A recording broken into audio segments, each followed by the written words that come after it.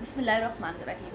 میں آج آفتاب جہانگیر صاحب سے ملنے کے لیے آئی تھی، اور جیسے بہت سارے جو ہمارے الحمدللہ پاکستان میں جو پی ٹی آئی ہے، خاص طور پر پرائم منسٹر عمران خان صاحب، انہوں نے ہمیشہ کہا ہے کہ میں سفیر کشمیر ہوں، اور انہوں نے کشمیر کی آزادی کی ہمیشہ بات کی، اور ہندوستان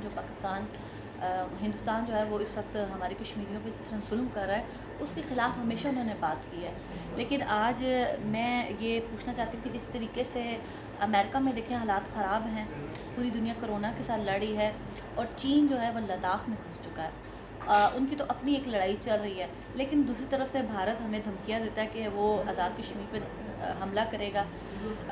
لیکن میں پوچھنا چاہتی ہوں آفتاب جہانگیر صاحب، جس طرح دیکھیں بھارت جو ہے وہ ایک طرف سے چین سے مقابلہ نہیں کر پا رہا اور ہمیں دھمکیاں لگا رہا ہے، اور دوسری طرف یہ کہ ہماری مطلب کیا اسٹریٹجی ہونی چاہیے، ہمارا کیا پلان ہونا چاہیے؟ جی بہت شکریہ، آپ نے مجھے اپنے پروگرام کے لیے موقع دیا مجھ سے۔ دیکھیں بات یہ ہے کہ بھارت جو ہے اس وقت وہ اپنے اندرونی طور پہ بے انتہا انتشار کا شکار ہے۔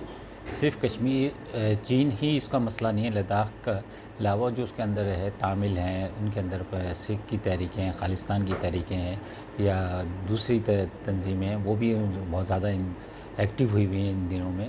لیکن وہ اصل میں کشمیر سے اپنے اس لیے کشمیر پہ اس نے زیادہ فوکس رکھا ہوا کہ اگر کشمیر کو وہ ریلیکس کرتا ہے تو جو وہاں کی آزادی کی تحریک ہے وہ اتنی عروج پر ہے اس وقت، جو پچھلے 70 سال میں بھی نہیں تھی۔ اور اس وقت وہاں پر جیسے آپ کے علم میں ہوگا کہ وہاں پر بچوں کو صرف دو ہی چیزیں آتی ہیں، یا تعلیم یا آزادی۔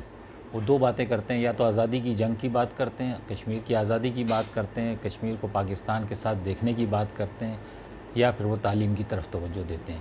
تو انڈین فوجوں نے وہاں پر سب سے زیادہ جو اس وقت وہ کی ہوئے ظلم جو کیا ہوا ہے، جس کی میں یہ سمجھتا ہوں کہ ہر آدمی اس کی مذمت کرتا ہے، اور خاص طور پہ مسلمانوں کو، مسلم امہ کو تو خاص طور پہ اس کی مذمت کرنی چاہیے، اور وہ خاموش ہیں۔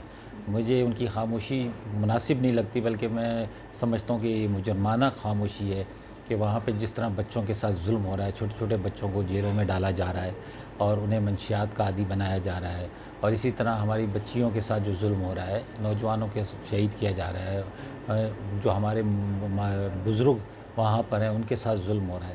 تو یہ کب تک ہوگا؟ یہ آخر میں یہ سمجھتا ہوں کہ پوری وہ مسلمان امہ جو ایک جسم کی مانند ہے۔ جب ہمیں یہ کہا جاتا ہے کہ جسم کے کسی حصے کو تکلیف ہو تو پورے جسم کے تکلیف ہوتی ہے، تو ابھی ایک جسم کے حصے کو تکلیف ہے، لیکن جو بے حسی نظر آ رہی ہے وہ بھی بڑی معنی خیز ہے۔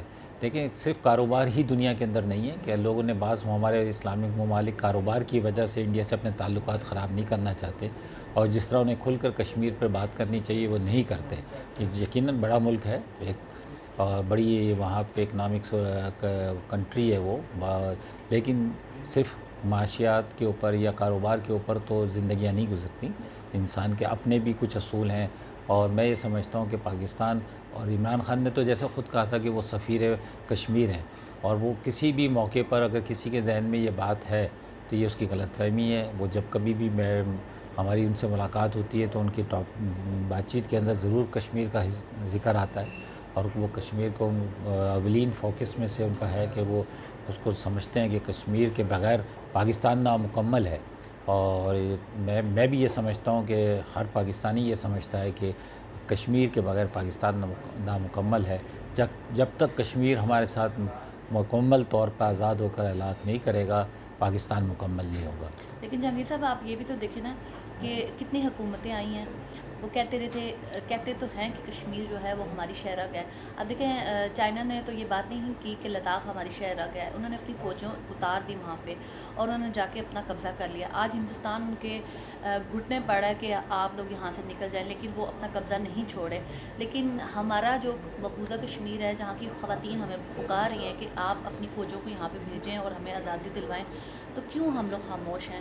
مطلب صرف آواز نعرے لگانا یا پروٹیسٹ کر لینا یا صرف زبانی کلامی اظہار کرنا سے تو یہ معاملہ حل نہیں ہوگا۔ اچھا دیکھیں، کشمیر جو ہے اصل میں کشمیر کا مسئلہ ہم نے یونائٹڈ نیشن میں اٹھایا ہوا ہے، اور اس کے مطابق جو یونائٹڈ نیشن کا ہے اس کے مطابق ہم چاہتے ہیں کہ اس کا مسئلے کا حل نکلے۔ اور چائنا کا ایک صورتحال ڈیفرنٹ تھی، اور یہ کہ میں یہ سمجھتا ہوں کہ جنگ جو ہے وہ مسئلے کا حل نہیں ہے، لیکن کیونکہ وہاں تو مسلسل ایک جنگ میں ہے، وہ جہاد کے اندر ہیں کشمیر کے لوگ، اور انہیں سخت ضرورت بھی ہے اس وقت پاکستان کے ساتھ ساتھ تمام مسلم امہ کی سخت ضرورت ہے، کیونکہ وہاں کی جو زندگی ہے ان کی بہت تنگ ہو چکی ہے کہ اسکول بند ہیں، ہاسپٹلس بند ہیں، کرفیو کا حالت ہے، روزگار نہیں ہے اور ضرورت کی اشیاء نہیں مل رہی. تو یہ بڑی مشکل زندگی ہے. یہ کہنا میرے لیے اور آپ کے لیے، بات سننا میرے لیے، بات کرنا تو آسان ہے، لیکن جس پر بیتتی ہے اس کو پتہ ہے.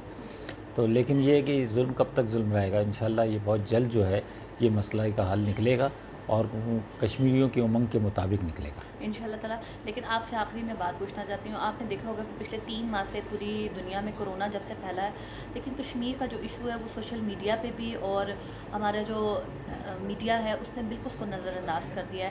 ایون کوئی بھی شخص جو ہے وہ بات نہیں کرتا کشمیر کے بارے میں. تو کشمیریوں کے ساتھ صرف کیا اظہار یکجہتی کچھ لوگوں کا ہی کام ہے کرنا، یا سوشل میڈیا اور میڈیا کا بھی فرض بنتا ہے؟ نہیں، بالکل بنتا ہے. اور میں یہ سمجھتا ہوں کہ واقعی یہ کمزوری ہے، جبکہ ہمیں اس وقت آزاد ملک ہوتے ہوئے کرونا کی پریشانی سے ہم گزر رہے ہیں. تو وہ جو آلریڈی ایک قید کی زندگی گزار رہے ہیں، جو مسلسل 300 بلکہ 1 سال ہو گیا ہے، میں آج دیکھ رہا تھا کہ 306 دن کے قریب ہو گئے ہیں اور وہ کرفیو کے اندر ہیں.